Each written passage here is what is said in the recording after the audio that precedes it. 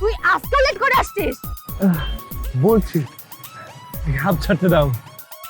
হাফছাড়ি মানে কি? তুই যে বাইক নিয়ে আসিস। আরে বাইক নষ্ট হয়ে গেছে আর আমি বাইকের জন্য হাফ ছাড়ছি না, আমি তো ডরে ডরে হাফ ছাড়ছি।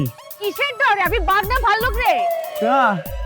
তুমি কিছু একটা বলেই ঝগড়া শুরু করে দাও সেই ডরে।